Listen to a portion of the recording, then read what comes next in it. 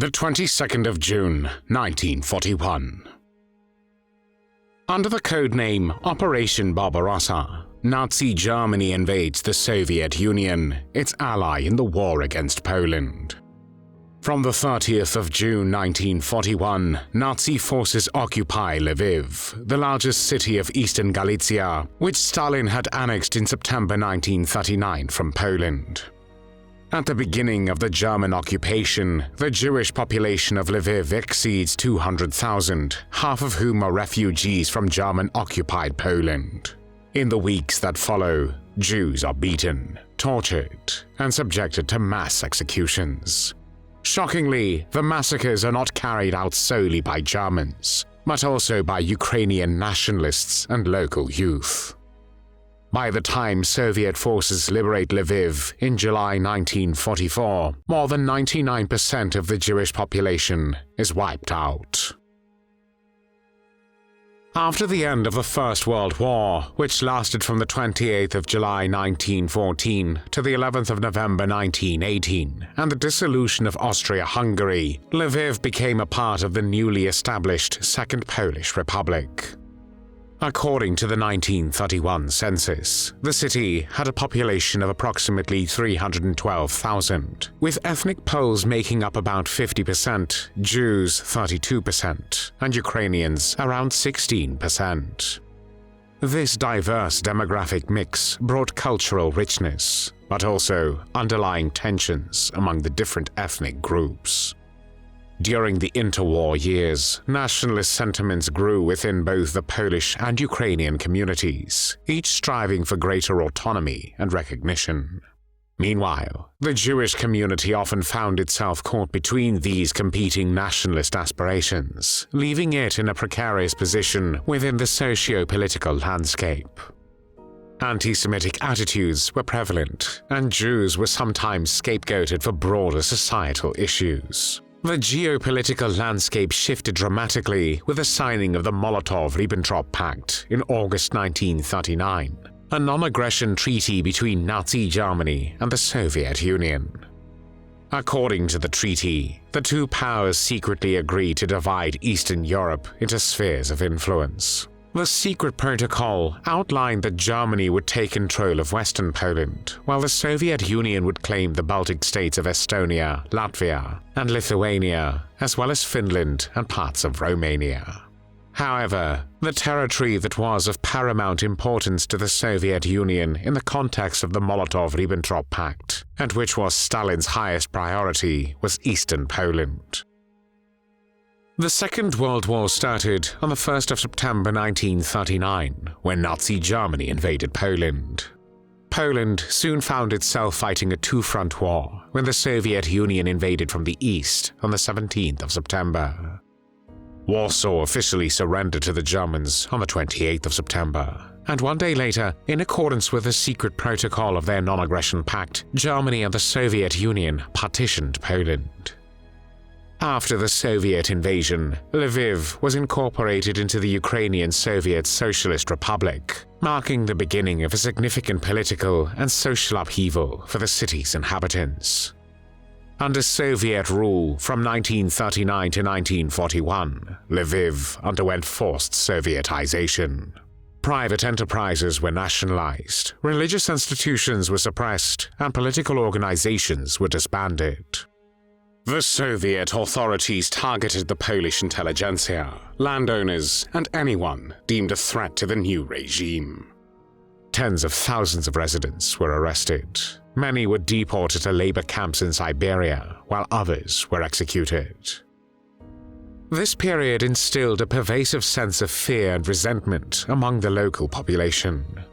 During this time, the Jewish community's experience was complex, and while some Jews held positions in the Soviet administration, leading to perceptions of collaboration, many others suffered under the regime's oppressive policies. The association of Jews with Soviet authority, whether real or perceived, exacerbated existing anti-Semitic sentiments among both Ukrainians and Poles. On Sunday, the 22nd of June, 1941, Nazi Germany launched a massive invasion of the Soviet Union. Lviv was occupied by the Nazis in the early hours of the 30th of June, 1941. Prior to the German invasion of the Soviet Union, some Ukrainian nationalists, specifically in the Organization of Ukrainian Nationalists, the OUN, had been working with the Germans. The OUN hoped that their collaboration with Nazi Germany would lead to the establishment of an independent Ukrainian state once the Soviets were defeated. However, the OUN itself was not a unified organization, as it was divided into two factions, the OUN-M, led by Andriy Melnik, and the OUN-B, loyal to Stepan Bandera. The OUN-M took a more conservative and diplomatic approach, aiming to collaborate with the Germans in a less confrontational manner.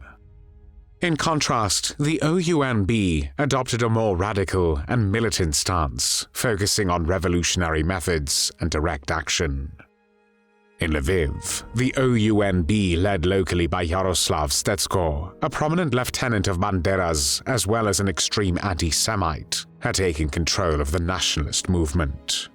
In 1939, Stetsko published an article in which he described Jews as nomads and parasites, a nation of swindlers and egotists whose goal was to corrupt the heroic culture of warrior nations. He also railed against a supposed conspiracy between Jewish capitalists and Jewish communists. Soon after the Soviets left the city, the OUN pasted posters around Lviv with the slogan "Ukraine for Ukrainians" printed in white letters against a red background. On the same day, another poster appeared in Lviv, which read, "People, know this. Moscow, Poland, the Hungarians, the Jews are your enemies. Destroy them." These posters sent a clear signal about what non-Ukrainians in Lviv could expect, and under the conditions of Nazi occupation, the only non-Ukrainians who could be targeted with impunity were Jews. But far more shocking than the posters was the discovery of thousands of prisoners murdered in Lviv during the final days of Soviet rule. These killings were carried out by the NKVD, the People's Commissariat for Internal Affairs, which functioned as both the Interior Ministry and the secret police of the Soviet Union. According to Soviet secret police records, nearly 9,000 prisoners were murdered in Ukraine during the NKVD prisoner massacres, after the German invasion of the Soviet Union began on the 22nd of June, 1941. However, due to the chaos of the rapid Soviet retreat and incomplete documentation, it is estimated that the number of victims in western Ukraine was likely between 10 and 40,000. By ethnicity, Ukrainians accounted for approximately 70% of the victims, while Poles made up about 20%. The discovery of hundreds of corpses in the Lviv prisons triggered a full-blown pogrom, which began on the 1st of July, 1941. The Nazis exploited the discovery to incite hatred, falsely accusing Jews of collaborating with the Soviets in the executions. Using this as justification, they employed local thugs to round up Jews, dragging them from their apartments and subjecting them to various forms of degradation. Many were forced to clean streets on their hands and knees, or perform humiliating rituals designed to associate them with communism, further reinforcing the propaganda that Jews were complicit in Bolshevik atrocities. Jewish women faced particularly horrific treatment, including being stripped naked, beaten, abused, and raped. Many of them were chased naked and beaten with wooden clubs, not only by local men, but also underage boys. The Jews were also assaulted with axes and knives.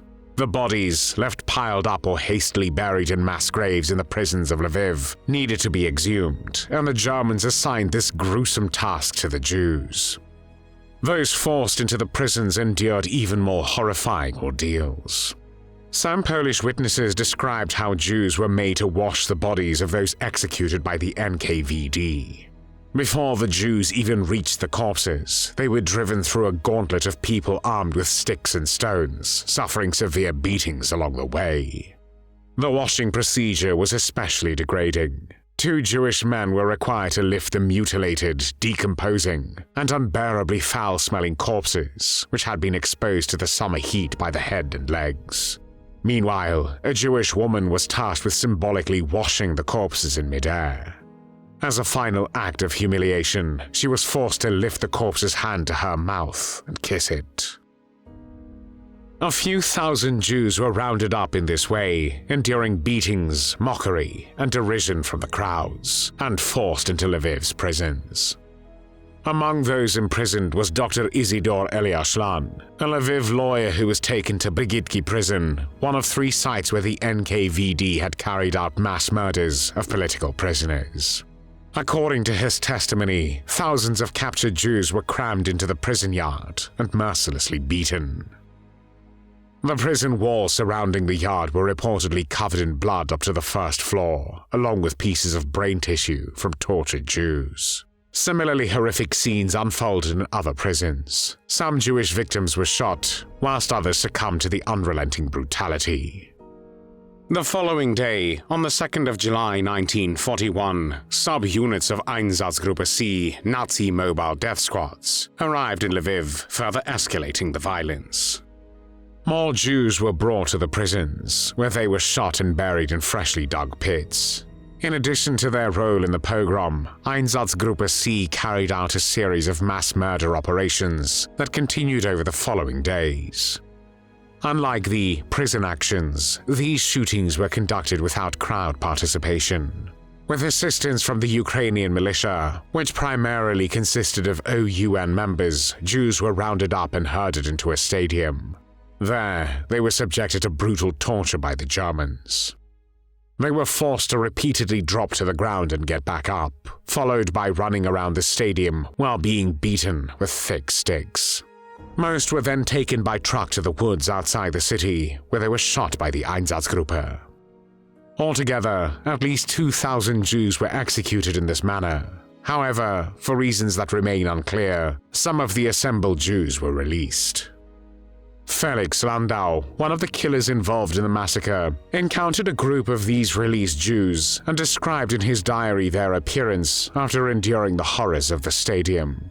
He also recounted the horrific scenes he witnessed as he approached the Citadel, a fortified complex in Lviv that had been repurposed by the Nazis as a detention and execution site.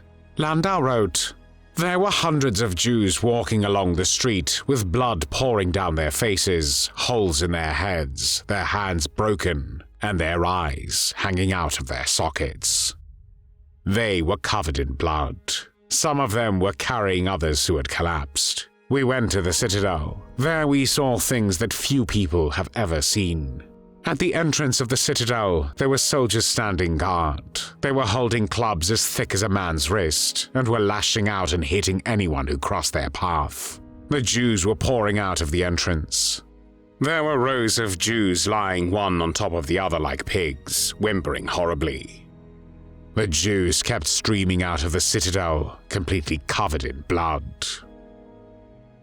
A second pogrom occurred in the final days of July 1941, known as Petliura Days, named after the Ukrainian leader Semyon Petliura, who was assassinated in Paris in 1926. The Nazis sought to give the event the appearance of a spontaneous pogrom and mobilized local thugs for this purpose. Ukrainian peasants from nearby villages were plied with vodka by the Germans to encourage their participation.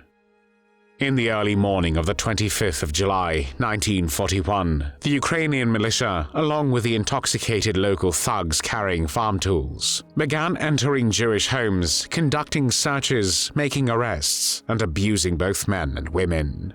The perpetrators looted and destroyed property, and the arrested Jews were driven into the streets and directed to militia stations, from where they were taken to the prison on Watsky Street. Groups of Jews brought to the prison were beaten with sticks by Ukrainians and Germans in the prison yard. After the beatings, the group was herded into the prison building, and the next group was subjected to the same treatment.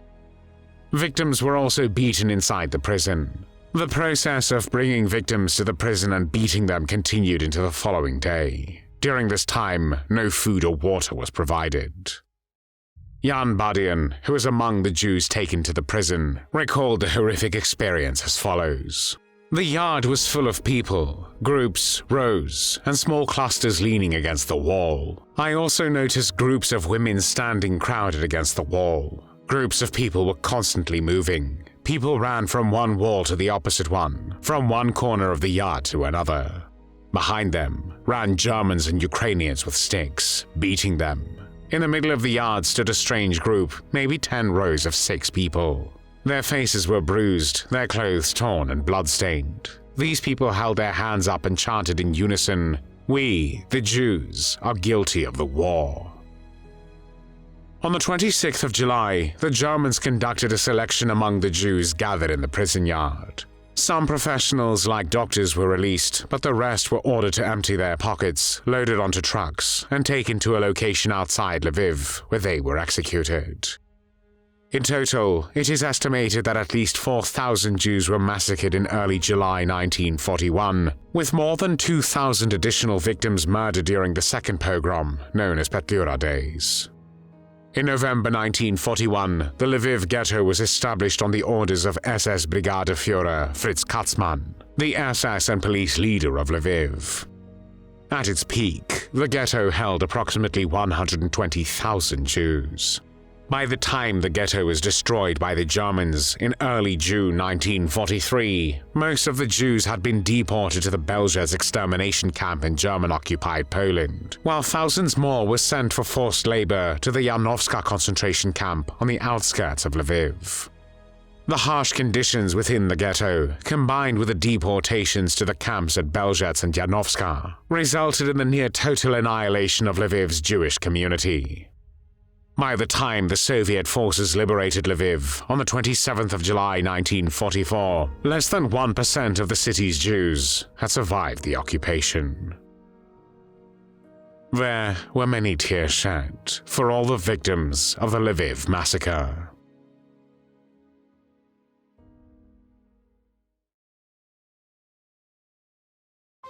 Thanks for watching the World History Channel. Be sure to like and subscribe, and click the bell notification icon so you don't miss our next episodes. We thank you, and we'll see you next time on the channel.